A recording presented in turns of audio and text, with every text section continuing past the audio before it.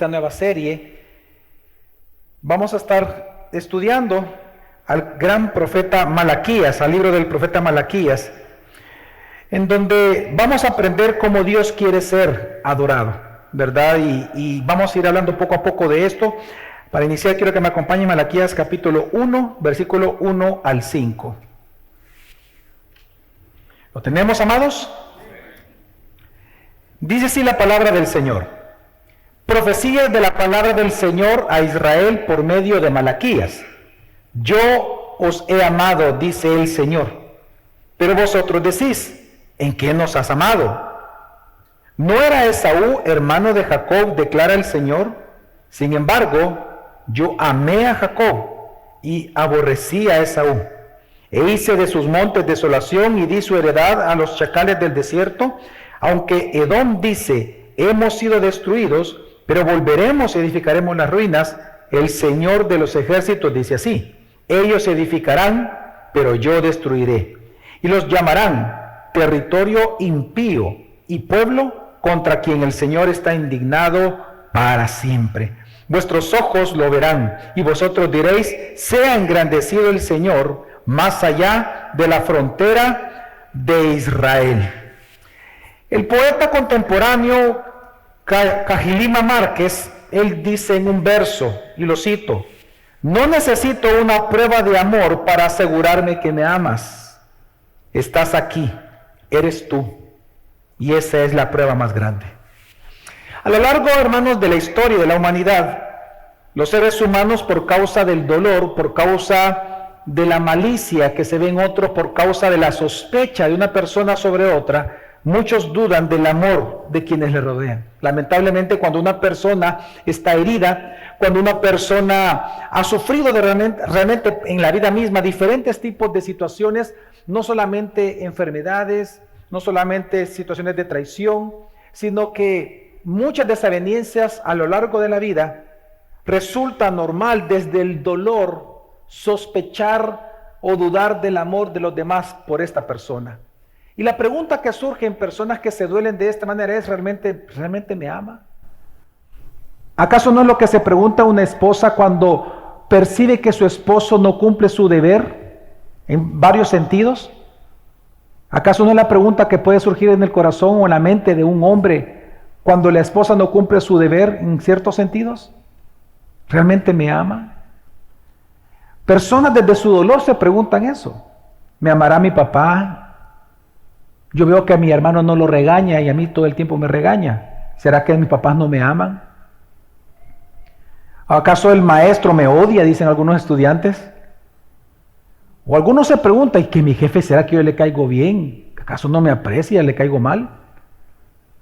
Y es que cuando esa duda surge, cuando la duda de que alguien te ama surge, inmediatamente a esa duda le acompañan vicios que surgen en el alma, como por ejemplo la sospecha, la malicia, el rencor, la falta de perdón. Y precisamente es en ese estado donde personas vienen y buscan que se les dé respuesta, buscan de alguna manera pruebas absurdas, ¿verdad? Dame la prueba del amor, pruébame realmente que tú me amas. Tú dices que me amas, bueno, ¿y cómo yo lo sé? No vienes temprano, no me atiendes. Es decir, realmente las personas que dudan lo que hacen es buscar pruebas de amor en la otra persona.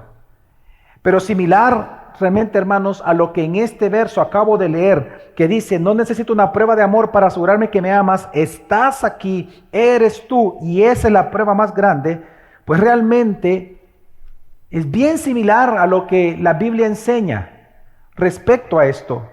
Y es que una de las más grandes pruebas realmente de que alguien lo ama a usted o que Dios te ama a ti, es mantenerse fiel al compromiso adquirido. Una de las maneras en la cual tú puedes ver que una persona te ama o tú amas o quieres demostrarle a alguien que tú lo amas, es mostrándole cómo tú has sido fiel al compromiso que tú has adquirido con esa persona. Esto es muy similar con Dios. Hay personas que han tenido vidas difíciles y posiblemente tú estás aquí en esta mañana con vidas muy difíciles. Tal vez estás terminando el año en situaciones que tú no te habías imaginado. Tal vez realmente hay una situación económica difícil que estás enfrentando, o cada vez te das cuenta que tienes menos fuerzas que antes. Tal vez gozabas de salud y fuiste victorioso, un héroe victorioso del año pasado, y resulta que hoy estás enfermando demasiado. Tal vez te han hablado de una enfermedad de muerte. Tal vez te han anunciado una situación difícil en un familiar. O tal vez tú has estado buscando trabajo por 2 años y no has encontrado. Son situaciones difíciles. Y las personas realmente llegan un momento a preguntarse de igual manera con Dios, ¿realmente Dios me ama? Porque pareciera ser que a los demás Él los bendice, pero a mí no me bendice. Y esta pregunta, ¿Dios me ama?, realmente es una pregunta que surge en corazones que están heridos. Y es precisamente ante la falta de una respuesta clara a esa pregunta, es que muchos realmente dudan de Dios, dudan de sus motivos y encuentran razón para no obedecerle. Y que póngase a pensar por un momento, ¿cómo usted se comporta con alguien en el cual usted no confía? ¿Cómo usted, no piense en él, no, en usted? ¿Cómo usted se comporta con alguien que usted no confía? ¿Acaso usted se siente libre con esa persona? ¿Acaso usted se siente libre en hacer cualquier cosa? ¿Acaso usted lo quiere servir a esa persona? ¿Usted lo quiere atender a esa persona, a la persona que usted sospecha? No, porque en su corazón ya es un enemigo. Y lo que nosotros vemos entonces en la Escritura es que cuando una persona comienza a dudar del amor de Dios para con uno es el que se aleja de Dios. Y encontramos razones suficientes para no obedecerle. Pues precisamente, hermanos, a esta pregunta de que si Dios te ama o no te ama, si Dios nos ama o no nos ama, precisamente es que esta porción de Malaquías va a dar una respuesta. Dios va a dar una respuesta. Y su respuesta es un rotundo yo te amo. Por lo tanto, el objetivo del sermón de esta mañana, hermanos, es realmente persuadirte en una sola cosa. Muy simple, pero para muchos posiblemente difícil. Y es que no dudes de que Dios te ama a ti. No vayas a dudar de eso.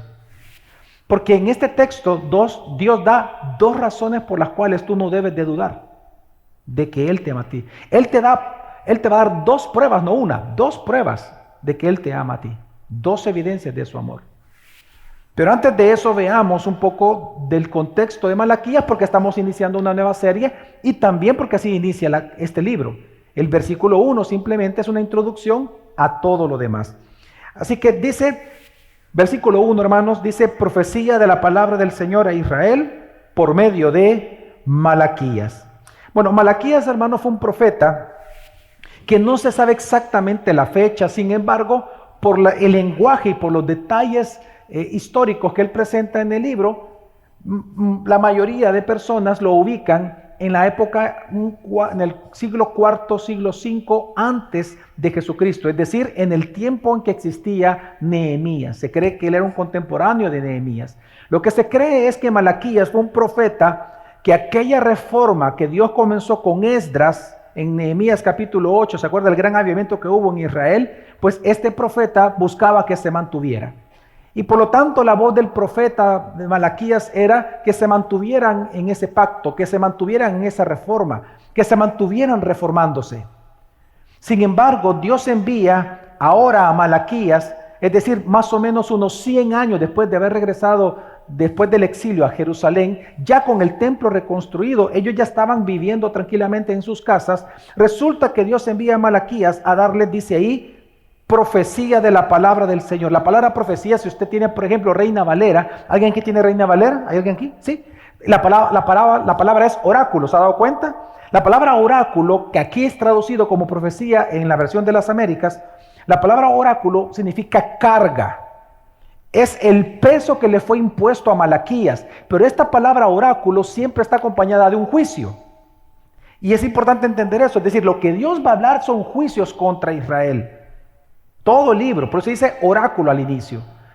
Para entender un poco esto, hermano, para entender la palabra oráculo o profecía, cuando dice aquí profecía de la palabra del Señor, porque es una palabra, es una llamada que Dios va a hacer al pueblo de autoridad, a que presten atención a lo que Él les va a decir. Yo recuerdo que en mi tiempo, no sé ahora las mamás de hoy en día, ¿verdad? Pero en mi tiempo, mi mamá, yo recuerdo que durante el día nos decía, a mí por lo menos me decía, o mi nombre o mi nombre en diminutivo.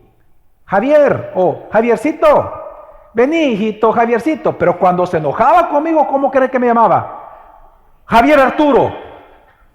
¿Qué hice? Decía yo. Los dos nombres. Javier Arturo. Y uno se asusta, ¿no? Ok, aquí lo que Dios está haciendo es eso cuando dice oráculo. Esta frase, oráculo o profecía de la palabra, es una llamada de atención. Javier, venga para acá. En el trabajo, ay, ¿qué hice? ¿Y hoy qué pasó? Entonces, Dios está haciendo una llamada de atención para el pueblo. Y él va a disputar con ellos, va a generar 7 disputas contra ellos. 7 en todo el texto, en todo el libro.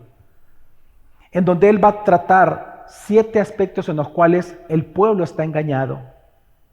Y es la razón por la cual ellos habían desestimado la adoración genuina a Dios delante de él. Así que Dios está haciendo a través de Malaquías un llamado a disputar con él. Y por eso es que, hermanos, encontramos 7 disputas entre Dios y el pueblo en todo Malaquías a través de preguntas. La pregunta que aquí vemos es que el pueblo le dice, ¿y tú en qué nos has amado? Y así va a ir el pueblo preguntando ante cada cosa que diga Dios, el pueblo le refuta a Dios. Imagínense la arrogancia de este pueblo, obviamente. Y ya vamos a explicar por qué. Ahora, ¿cuál es la razón entonces por la cual Dios va a generar 7 disputas con ellos? ¿Cuál es la razón? Bueno, es que ellos se encontraban, hermanos, resentidos con Dios. Se encontraban resentidos con Dios porque después de 100 años de ellos ya haber regresado al exilio y ya estar en Jerusalén, aunque ellos tenían el segundo templo ya construido, resulta que el reino de Dios que ellos esperaban todavía no había llegado. Ellos lo estaban esperando, pero como no llegaba, ellos pensaban de que Dios les había mentido. Ellos pensaban de que Dios seguiría tardándose. Ellos llegaron a pensar de que todos los problemas que ellos tenían, porque recuerde que como no había llegado el reino aún, entonces ellos seguían siendo esclavos. Ya habían sido esclavos, fíjense bien, de los asirios. Ya habían sido esclavos de los babilonios. A la época que está aquí, ya estaba gobernando sobre ellos los persas. Y luego recordemos que vino Alejandro Magno con los griegos. Y luego vinieron los romanos. Es decir, ellos siempre fueron, después del exilio, un pueblo esclavo. Por lo tanto, 100 años después de haber terminado el exilio, de que se les esté predicando, de que Dios viene pronto, Maranata, al ver que no viene, se decepcionaron. Y comenzaron a sospechar de que todo era una broma, una mala broma de parte de Dios. A eso agréguele de que en este entonces había una época difícil sobre ellos económicamente. No había libertades para ellos. Había, al contrario, abusos de derechos humanos. Ellos están también bajo un control político extenuante, con altos impuestos. Así que ellos, en lugar de sentirse el pueblo especial de Dios, ese tesoro de tanto que ellos habían leído en la Escritura, porque aquí para la época de Malaquías ya casi todos los libros estaban escritos. Aquello que escuchaban de que la niña de los ojos del Señor, gusanito de Israel, ¿y dónde? Si mira a Dios cómo estamos. Y ellos realmente aquí estaban, por lo tanto, en lugar de sentirse como pueblo de Dios, se sentían ignorados por Él. Y eso llevó a resentirse a ellos contra Él, contra Dios. Y ese resentimiento lo llevó a algo, a que ya no querían escuchar a Dios. Y peor aún, ya no le querían obedecer. No les interesaba obedecer. No les interesaba a ellos obedecer al pacto, la parte que a ellos les correspondía, porque sentían de que Dios estaba incumpliendo la parte que a Él le corresponde del pacto, al sentirse solos y abandonados. Así que en general, ellos dejaron de adorar a Dios como Dios demanda ser adorado. Y esta falta de adoración a Dios comenzó a provocar entre ellos muchas injusticias. Y eso es lo que pasa en una casa. Cuando los hijos dejan de temer a papá y a mamá, entre ellos va a haber grandes disputas. Obvio, no le temen a papá y a mamá, que son, digamos, los jueces de la casa, además de los protectores y proveedores. Cuando los niños no temen a papá y a mamá, entre ellos se pelean. Ahí es la ley del más fuerte. Pues lo que vemos en Malaquías. Cuando ellos dejaron de adorar a Dios como Dios quiere ser adorado, automáticamente surge entre ellos muchas disputas, muchos abusos, muchas injusticias. Y por eso es que es lo mismo, cuando tú, por ejemplo, te resientes con alguien, es igual. Cuando tú te resientes con alguien, ¿cómo tú te comportas? Una pregunta, cuando tú realmente te resientes con alguien, ¿tú lo quieres oír? ¿Tú quieres oír a esa persona? ¿Tú quieres hablar con esa persona? ¿Tú quieres entablar una comunicación con esa persona? No, lo que tú no quieres es ni verlo. Si tú estás resentido con una persona y te enteras que él va a ir a la misma reunión social a la cual tú estás invitado, eres capaz de no ir, porque no lo quieres ver. Estás resentido en tu corazón, te duele lo que él ha hecho o ella ha hecho.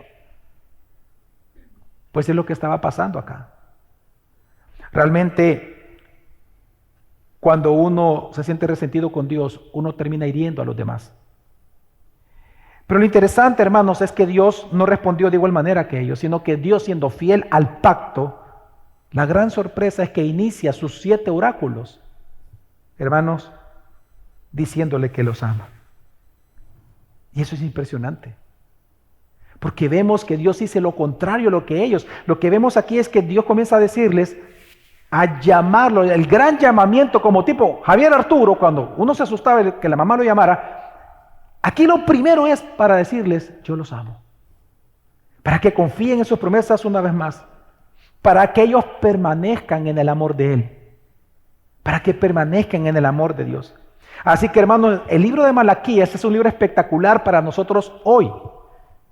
Porque es un libro que nos enseña a ver aquello en lo cual tal vez nosotros pensamos que estamos haciendo lo correcto en respecto a nuestra vida delante de Dios, pero que realmente estamos engañados y necesitamos de la luz de la palabra. Lámpara es a mis pies tu palabra. Necesitamos de la luz de la palabra para ver que estamos engañados. Es un libro que nos enseña cómo Dios quiere ser adorado. Es un libro cuyo llamamiento es a volver a adorar a Dios como Él quiere ser adorado. Y por eso el nombre de esta serie es exactamente esa. Adoremos a Dios como Él quiere ser adorado. Así que veamos cómo comienza el primer gran oráculo de Dios en este libro, hermanos, y lo que vemos que Dios declara su amor por el pueblo incrédulo. Dice el versículo 2, yo os he amado, dice el Señor. Hermanos, esto es increíble. Es increíble por varias razones. En primer lugar, porque mire, de todo lo que un Dios creador, santo, santo, santo, un Dios justo, un Dios que odia el pecado, un Dios airado en contra del pecado y en contra del pecador. De todo lo que Dios podía haber dicho, de todo, Dios le dice, yo te he amado siempre. Y esto es impresionante, porque aquí no está hablando cualquiera, hermano, aquí está hablando el Creador de todas las cosas, aquel que aparece en Génesis 1, hablando para que las cosas sucedieran, aquel que habló en Génesis 1 para la creación, aquel que habló con Job, hablándole y recordándole la creación. Resulta que este Creador, el que habló con Adán en el jardín, el que habló con Noé, el que habló con Abraham, el que habló con Moisés, el que habló con David, resulta que ese mismo Dios bíblico ahora les está diciendo a ellos, te amo. Yo te amo, Javier. Yo te amo, Geraldina. Yo siempre te he amado. Es que de todo lo que Dios pudo haber dicho, es como, mire, esto es así como que si mi mamá, ¿verdad? Yo escuchara la voz de mi mamá, Javier Arturo. Y yo llego así con la cola entre las patas, así, solo para que me diga, te amo, Javier. Es como, no, es decir, es difícil, ¿no? Es decir, Dios, hermanos, en su sabiduría, Él sabía que lo primero que un pueblo rencoroso necesitaba escuchar es cuánto Dios los amaba. Mire, y esto es importante. Cuando piense en su hijo, piense en sus hijos. O piense si usted no está casado, no tiene hijos, piense en eso. Cuando usted siendo hijo. Cuando un hijo se equivoca en una familia, ¿qué es lo que realmente el niño necesita? ¿Acaso lo que necesita es que se le diga que ha sido un tonto, un estúpido? ¿Acaso él necesita saber que se equivocó cuando él sabe que se equivocó? Supóngase que quebró el adorno más importante de la casa por accidente. En ese momento, ¿usted qué hace? ¿Se lo remanga? ¿Le grita? ¿Le dice tonto, estúpido? ¿Otra vez tú siempre? ¿Nunca tú te fijas? Y si usted hace eso, ¿cuál es la reacción de él? ¿Acaso él va a volver a confiar en usted en ese momento? ¿Acaso va a decir, mi papá, mi mamá es mi chero, es mi amigo? ¿Tengo confianza en acercarme a él o a ella? Piensa en el mismo caso, con la diferencia de que, hijo, no te preocupes. Pero es que mamá, papá, yo quebré tu regalo. Lo más importante, no importa, hijo. Lo importante es que tú estás bien. Si yo te amo, hijo. ¿Acaso no cambia la actitud de un hijo? ¿Acaso no va a percibir confianza de acercarse? ¿Acaso no va a sentir la confianza de decirle, mamá, te quiero contar bien lo que hice? Porque fue un accidente, pero te quiero contar lo que yo hice. Vemos aquí al Dios creador diciéndole a ellos, a un pueblo rencoroso, hijos, yo siempre los he amado. Wow, ellos necesitaban escuchar eso de Dios. Eso bota barreras. Es como cuando usted está esperando y usted tiene la costumbre de pelear con alguien y usted dice, yo siento que aquí viene ya la persona esta y ya algo va a decir. Y resulta que le dice, ¿sabes qué? Yo te admiro. Y quiero decirte que, aunque hemos discutido mucho, quiero decirte que yo te aprecio y te amo. Y te respeto. Hay una barrera que se quita automáticamente. Automáticamente. Es lo que Dios está haciendo acá. Y es lamentable porque hoy en día lo que nosotros hacemos es diferente. Viene alguien en problemas, pongámoslo en un ambiente mucho más, se supone que es mucho más seguro, un momento de consejería. Cuando viene alguien y le pide consejo a usted, lo normal es que uno comienza a dar soluciones. No, mira, es que tenés que hacer esto, otro. Y tal vez la persona lo que necesita son soluciones. Lo que necesita es sentirse amado. Lo que necesita tal vez es un abrazo. Lo que necesita es simplemente que se le escuche. Y lo que vemos aquí, por lo tanto, hermanos, que lo primero que Dios les dice es que los ama. Y es que, hermanos, solo cuando alguien se sabe amado por Dios, es que se va a volver a sentir atraído a volver a confiar en Dios. Solo cuando alguien se siente amado por Dios es que uno se siente atraído de volver a confiar en Él, de platicar con Él, de confesarle a Él nuestros pecados, de amarlo una vez más, de pedirle ayuda, de regresar a Él.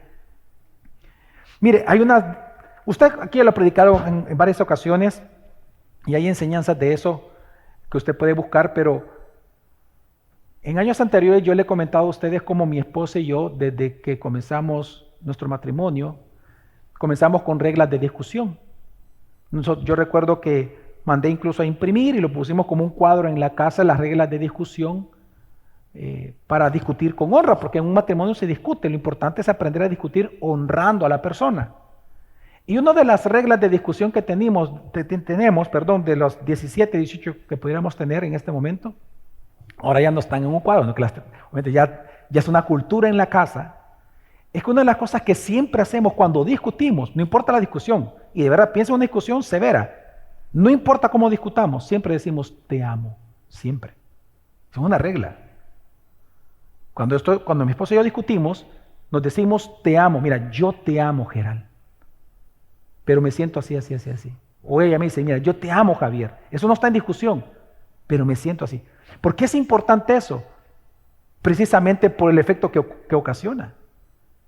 Porque sabemos que el problema no es decir, no es un problema de separación, no es un problema de desprecio, es una situación que duele y hay que resolverla. Y es lo que entonces estamos viendo acá. Ahora, lo interesante es que ante este amor de Dios, la pregunta es cómo respondió el pueblo. Bueno, el pueblo respondió ante esta declaración de amor de Dios. Y mire, hermanos, y pongámonos a pensar, ¿cuántas veces aparece esta frase en toda la Biblia? ¿En cuántas veces vemos en la Biblia que Dios nos dice literalmente, te amo? Son pocas. Pues aquí tenemos una enfrente. En donde Dios está diciendo, te amo. La pregunta es, ¿cómo reaccionó el pueblo en aquel momento ante esta declaración de amor de Dios? Dice el versículo 1, dice el versículo 2, ¿en qué nos has amado? ¿Sabe cómo respondieron ellos? Con duda, con arrogancia. Es como que si usted le dijera a su esposa, prueba ahorita de preguntarle, mira, dígale, yo te amo. Espere la respuesta de ella, veamos.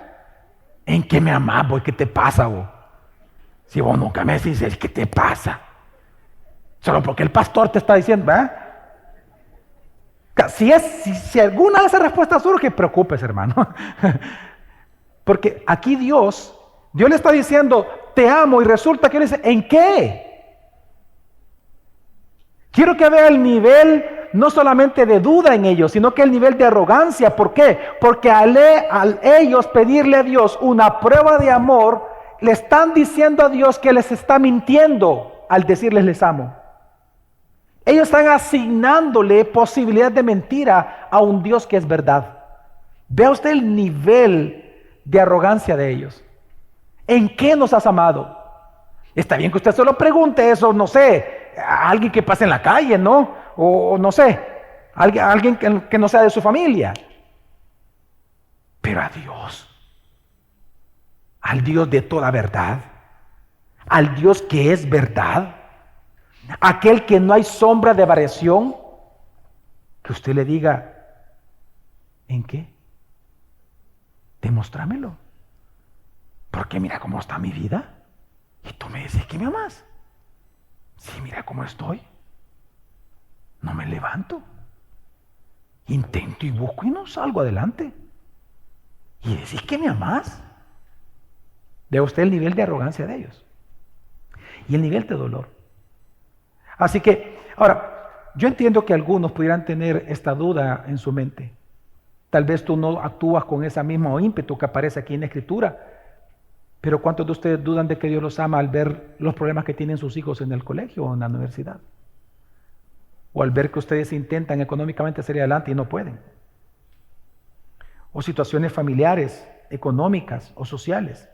Ahora, ¿cómo respondió Dios ante esta duda? Bueno, Dios en amor, Dios va a responder su pregunta.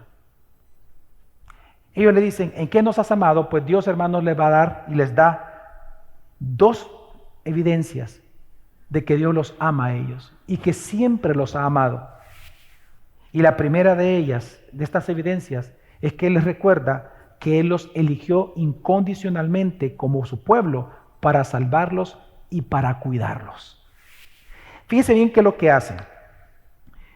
Es interesante de que Dios, en el versículo 13 en adelante, si usted lo revisa, cuando habla de Jacob y Esaú como hermanos, porque él comienza con otra pregunta. ¿Acaso Jacob y Esaú no eran hermanos? Dice. ¿Qué está tratando de establecer Dios? Dios lo que quiere, hermanos, es que ellos se comparen con las naciones enemigas, pero específicamente que se comparen con los descendientes de Esaú, que son precisamente los edomitas de Edom. Los descendientes de Esaú se le llama Edom o edomitas. Y Dios lo que quiere hacer es que ellos se comparen, que se pregunten, ¿cómo es posible que las demás naciones, vea usted la lógica de este texto, Dios les dice, compárense, hijos, compárense. Miren a ustedes sus naciones enemigas. Dígame qué naciones de estas permanecen.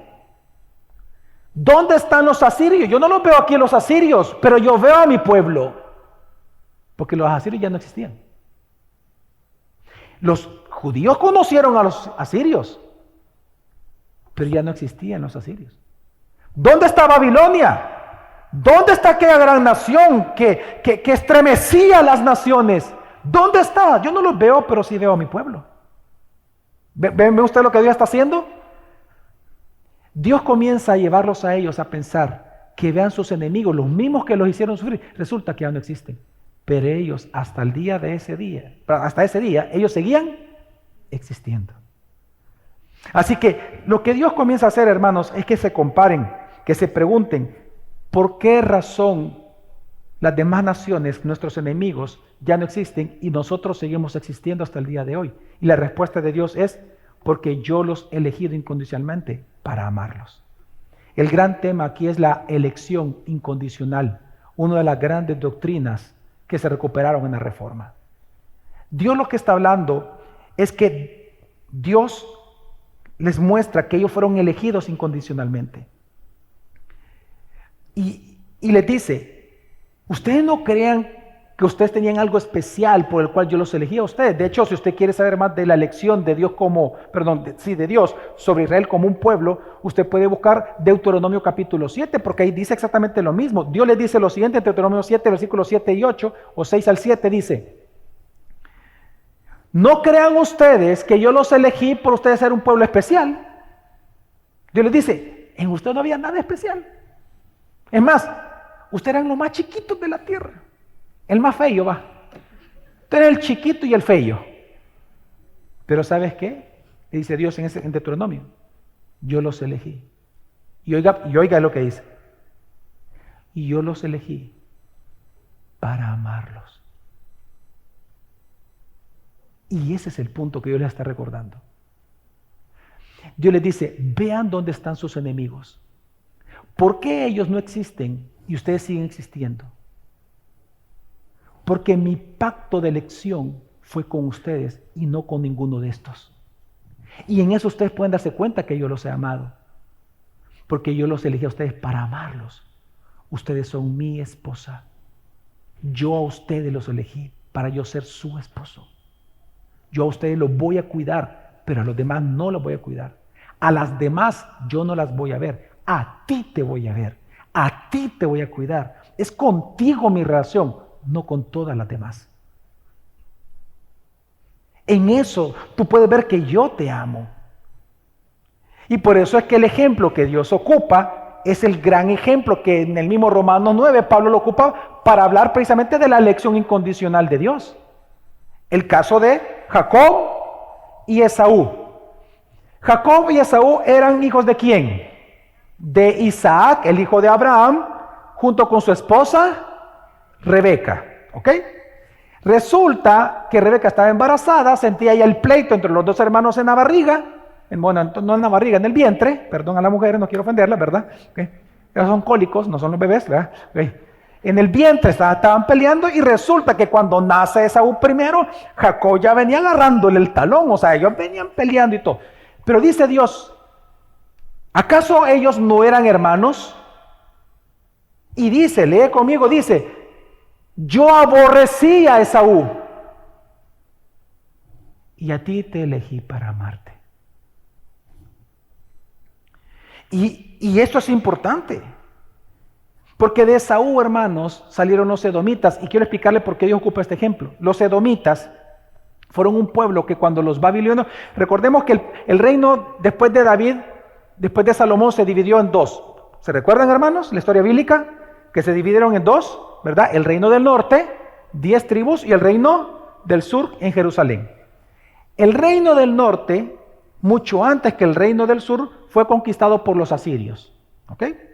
Luego Babilonia, años después, conquista y se lleva al exilio al reino del sur. Pues entonces, cuando Babilonia ataca al reino del sur, ¿qué creen ustedes que hicieron los edomitas? Hermanos de los israelitas, hermanos, ¿qué hicieron? Se aliaron con Babilonia y se gozaron de la destrucción de Jerusalén, tanto que ellos participaron de la destrucción del templo, los edomitas. Mataron a sus hermanos, se burlaron de ellos, se gozaron en la destrucción.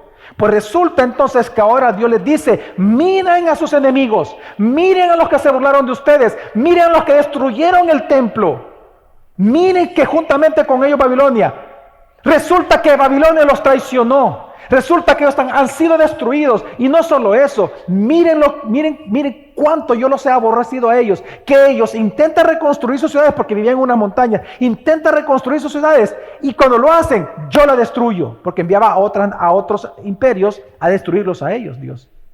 Ellos intentan construir como ustedes construyeron Jerusalén. Ellos intentan edificar como ustedes edificaron el templo y yo lo dejé.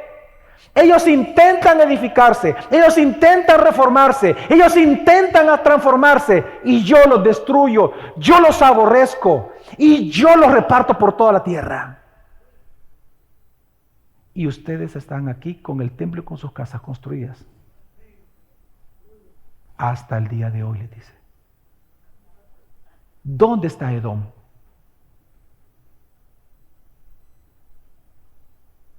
Por eso es que lo que hace Dios aquí, hermanos, es ocupar un lenguaje de pacto. Y esto es sorprendente porque lo que está diciendo es lo siguiente. ¿Saben cómo ustedes pueden saber que yo los he amado? Tú me estás pidiendo pruebas. Ok. Yo hice un pacto contigo de amor. Igual que un matrimonio. ¿Qué es el matrimonio sin un pacto? ¿Acaso no firmamos, pues? Es un pacto. Yo pacté contigo amarte. ¿Y qué pacté con las demás naciones? Aborrecerlas. Y él ocupa un lenguaje de pacto, aún de aborrecimiento contra las naciones, porque dice, y yo le cambié el nombre a los edomitas. Ya no se llaman edomitas, dice, ¿cómo es el nombre de ellos? Dice, tierra impía y pueblo contra el cual Dios está enojado. Así que, ¿qué es lo que está diciendo? Que él amó a Jacob. ¿Sabe usted que aquí la palabra amar lo que significa en hebreo es no solamente que Dios tiene afecto por alguien, sino que es un compromiso de lealtad o pacto de lealtad de siempre cuidar y buscar el bien de aquel con el que se ha pactado. Es decir, cuando Dios dice yo amé a Jacob, no le está diciendo es que yo siento afecto por ti. No solamente es un afecto, es que yo tengo el fiel compromiso de cumplir todo lo que yo he dicho para cuidarte y hacerte bien siempre todos los días de tu vida. Pero vea usted lo contrario con aborrecer, porque la palabra aborrecer, ¿sabe qué significa? Significa enemigo. Y cuando él dice, y yo aborrecí a Esaú, es que él dice, yo hice un pacto con él. Y el pacto es que él siempre va a ser mi enemigo. Y aquí enemigo no solamente se refiere a el desprecio, no solamente se refiere a que Dios siente desprecio sobre alguien, sino que también es un pacto de ¿qué? De no amarlo. Un pacto sin compromiso. ¿Cómo es eso? Pastor, ¿cómo es eso que existen pactos de odio y eso, de aborrecimiento ahí mismo en la Escritura? Es que el pacto, para entenderlo, hermanos, es un pacto de no compromiso. De hecho, todos los que están aquí, todos los que están casados, tienen un pacto de aborrecimiento. Se lo voy a demostrar. Mire. Pues sí, porque algunos puedan decir, pero, pastor, ¿usted cree que eso es justo? Que Dios haya elegido solo a Jacob y a Esaú no. No, porque lo justo es que todos fueran al infierno, ¿sí o no? ¿Sí o no, hermanos? Porque la paga del pecado, ¿qué es? Dios eligió a uno para mostrar gracia y misericordia. Pero lo justo, si hablamos de justicia, todos al chimbolero. Pero no. Ahora. Todos aquí tienen un pacto de aborrecimiento.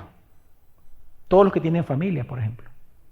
Hermanos, ¿cuántos de ustedes tienen un compromiso férreo, genuino, de ayudar a los ucranianos en este momento? Dígame usted. ¿Cuántos de ustedes están mandando dinero de lo que usted gana a los ucranianos en este momento? Creo que ninguno, ¿verdad? Tal vez uno. ¿Pero por qué no lo tiene? ¿O no es malo lo que está pasando ahí? ¿Es malo el asesinato? ¿Se están violando los derechos humanos? ¿Y por qué no tiene compromiso con ellos usted? Una pregunta. ¿Cuántos de aquí tienen un compromiso en ayudar a las tribus del Amazonas? ¿O no tienen necesidades de ellos, hermanos? ¿Tienen necesidad de medicina? ¿De educación? Sí. Pero ¿por qué usted no tiene compromiso con ellos? Un pacto de compromiso con ellos. ¿Cuántos de ustedes tienen compromiso en contra de la trata de mujeres? Pero voy a cambiar la pregunta. ¿Cuántos de ustedes tienen un compromiso con su familia. La familia celular. ¿Cuántos de ustedes tienen compromiso con ellos? Ah, ¿verdad? Todos aquí. Los hijos, ¿cuál es el compromiso que tienen con los padres? Honrarlos y obedecerles. Los padres con los hijos, dígame 2 o 3. Protección, cuidado, provisión. ¿Cuál es el compromiso de un esposo con la esposa? Fidelidad, amarla, proveerle. ¿Y de la esposa? Igual, casi similar, ¿verdad? Ok, perfecto. Entonces, fíjese bien. ¿Por qué? ¿Por qué usted tiene con ellos un compromiso? Porque usted lo adquirió.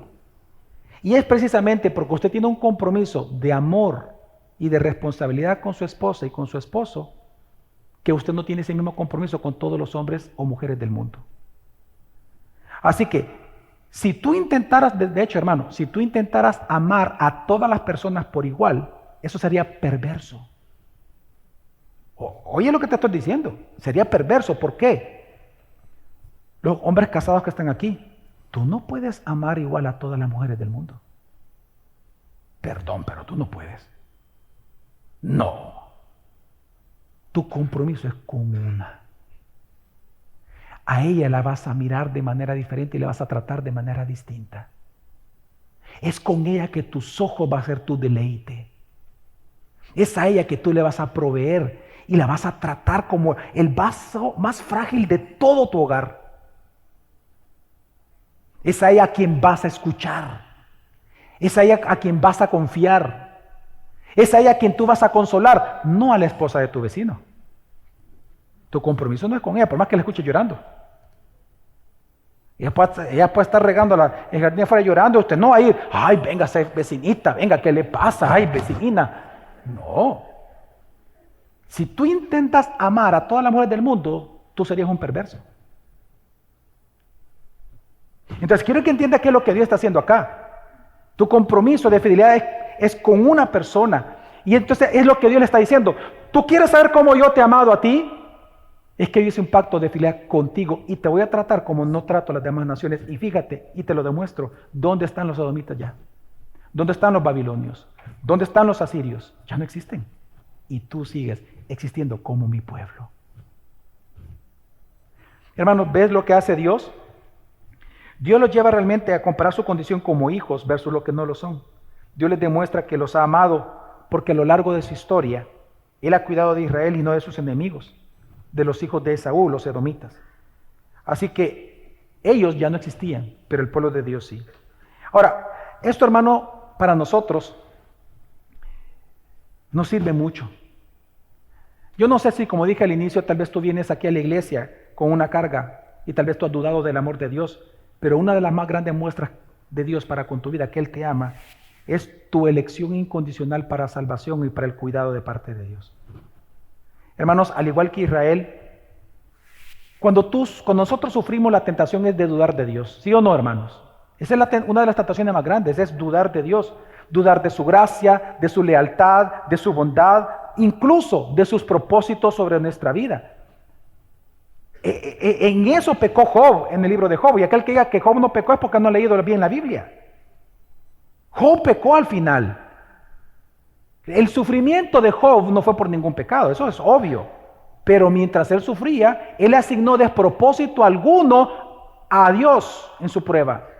Porque así lo dice Job, que hasta se echó en polvo y ceniza, que es un hebraísmo importantísimo de arrepentimiento genuino. Porque lo más normal, no digo que es lo ideal, pero lo normal en la carne de muchos cuando sufren es pensar que están sufriendo para nada, que no se lo merecen. Y realmente Dios lo que hace aquí es enseñarnos de que en esos momentos de dudas, en esos momentos en los cuales nosotros interpretamos el amor de Dios por lo que tenemos o por lo que no tenemos, por lo que nos falta, por lo que queremos y no lo tenemos, es que Él realmente sí nos ama. Piensa por un momento, hermano, mire, cuando nosotros sufrimos, nuestra tentación es dudar de Dios, pero eso viene porque normalmente nosotros interpretamos cuánto Dios nos ama por cuánto dinero tenemos. Cuánto Dios nos ama por todo lo que tenemos o por todo lo que nos falta, entonces significa que Dios no nos ama.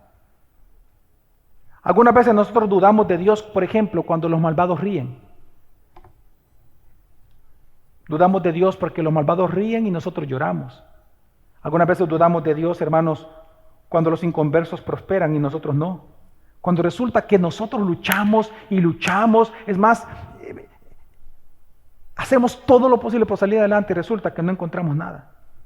Intentamos, mas no sucede nada. Y buscamos calmar nuestro dolor en este mundo y resulta que el mundo lo único que nos da es más traición, es ignorancia, es desesperación. Resulta que tú en tu dolor vienes a la iglesia, te congregas, sirves al Señor y resulta que pasan los años y no pasa nada. Y es ahí donde realmente comienza a haber dolor en tu corazón y decir, Señor, ¿realmente me amas? Y comienzas a dudar. Y resulta que tú vienes a la iglesia esperando que Dios haga algo y pareciera ser que Dios guarda silencio con tu caso. Tal vez les habla a los demás y tal vez tú ves que Dios algo hace con los demás y contigo parece ser que no lo hace. En ese momento hay quienes incluso dudan si en verdad la situación que están viviendo le importa a Dios. Y hay otros, muy pocos, que se resienten contra Dios. Pero hermanos, Dios esta mañana te dice que te ama y que siempre te ha amado. Y la manera en que Él te lo ha demostrado y te lo demuestra es recordándote que al igual que Jacob y Esaú, hermanos, tú eras pecador. Recuerda, tú eras pecador. Y tú merecías ir al infierno. Tu destino era la muerte eterna. No había oportunidad para ti. No había remedio. Y sin embargo, sin haber ningún mérito en ti, resulta que Dios te eligió para amarte. Dios te eligió para salvarte. Dios te eligió para santificarte. Y Dios te eligió para redimirte eternamente y darte vida eterna por siempre. Dios te eligió para amarte a ti. Y esto, hermano, es parte de los consuelos que tú y yo tenemos que tener en nuestra vida diaria. Es parte de nuestro consuelo en nuestras tribulaciones. Porque si bien es cierto, mira, es por ese pacto de amor de Dios contigo, es que tú ciertamente hoy puedes llorar, pero en la eternidad vas a reír. Vas a reír por siempre. Pero no así los enemigos tuyos, los enemigos de Dios. Hoy están riendo, sí. Hoy los malvados ríen. Aquí el mundo, claro que gratifica y premia la maldad. El mundo premia al buzo. El mundo premia a aquel que es astuto, al mentiroso. Ese el mundo premia. Pero eso es temporáneo. Eso es hoy. Pero en la eternidad pasarán sufriendo porque ahí será, dijo Jesús, el llorar y el crujir de dientes. Mas para ti habrá gozo y alegría eterna para siempre. Lucas 6, 24, 25 dice, pero hay de vosotros los ricos, porque ya estáis recibiendo todo vuestro consuelo. Ay de vosotros los que ahora estáis saciados, porque tendréis hambre. Ay de vosotros los que ahora reís, porque os lamentaréis y lloraréis. Este es el pacto que Dios ha hecho con los que Él aborrece. Ahora, ¿sabes cuál es el pacto que Dios ha hecho contigo, hermano, de gracia sobre gracia? Apocalipsis 21:4. Él enjugará toda lágrima de sus ojos, y ya no habrá muerte, ni habrá más duelo, ni clamor, ni dolor, porque las primeras cosas han pasado. Mira, nuestro estado de gozo va a ser tal que dice que nunca jamás volveremos a clamar a Dios. Jamás. ¿Por qué? Porque estaremos viviendo en Él. ¿Ves la diferencia de los pactos? ¿Ves la diferencia del futuro y la eternidad de ambos? En eso Dios te demuestra que Él te ama. Así que, hermano, no interpretes el amor de Dios por lo que tienes o por lo que no tienes. No interpretes el amor de Dios por tus victorias o por tus derrotas. No interpretes el amor de Dios por tu escasez o tu abundancia. Hermano, mejor mira la cruz y observa cuán grande es el amor de Dios por ti. De tal manera Dios te ha amado a ti que entregó su Hijo por ti. Mira cuán grande es el amor de Dios. Mira cuán grande Dios te ha amado. Recuerdo la historia de una mujer que leí en una ocasión en una revista de una mujer llamada Judith, cuyo esposo se llamaba Lawrence. Ellos eran australianos y resulta que van a África a ver en la zona donde hay leones, una reserva de leones. Y entonces, al ver que había unos leones cerca, ella decide tomarse una selfie, baja del vehículo y se pone así, y el esposo le dice, no lo hagas, vente, súbete amor, vente. Y es, no, mira, no, si están lejos. Y cuando ella intentaba tomar la selfie, resulta que vienen los leones y la atacan. Cuando viene el ataque, lo que hace el esposo es que se mete en medio del león y ella. Y vienen los leones y se abalanzan contra el esposo. Es la intención del esposo ponerse entre ellos y la esposa. Lo que no hizo Adán entre la serpiente y la mujer. Se pone el esposo entre los leones rugientes y la esposa. Y resulta que el esposo muere inmediatamente. En el funeral ella le dice a todos, yo dudé que mi esposo me amaba. Hoy me doy cuenta que él siempre me amó porque dio su vida por mí. Jesús dijo lo siguiente, hermano. En Juan capítulo 15, fíjate bien lo que está diciendo Dios aquí al pueblo. Dios les dice, créanme que yo les amo. Permanezcan en esa verdad. No se desvíen de eso, no duden. En Juan capítulo 15, Jesús dice a los discípulos, como mi Padre me ha amado a mí, yo los amo a ustedes. Y yo los elegí, al igual que el texto, a ustedes para que den fruto, mucho fruto, y vuestro fruto permanezca. Si obedecen mis mandamientos, ustedes permanecen en mi amor, como yo he sido obediente a mi Padre y permanezco en su amor. Hermanos, Jesús te ama. Y por eso tú puedes venir con confianza a pedirle perdón por tus pecados. ¿Tienes necesidad? Acércate a Jesús. No te quedes callado. No tienes por qué luchar solo tus luchas. Jesús ha hecho un pacto de amor contigo. Y Él desea ayudarte y servir. Porque Él a eso vino, a servirnos y servirnos salvación. Él te ama a ti. Imagínate que este hombre, cuánto amaba a su esposa que dio su vida por salvarla. Piensa por un momento, hermano, cuánto amor tuvo que tener Jesús, para dar la vida por ti, quien lo odiaba a Él en ese momento. ¿Cuánto amor se requiere eso? Y Jesús lo hizo por ti. Así que, hermanos, el amor no es un mero sentimiento. El amor son acciones que son fieles al compromiso que se ha hecho.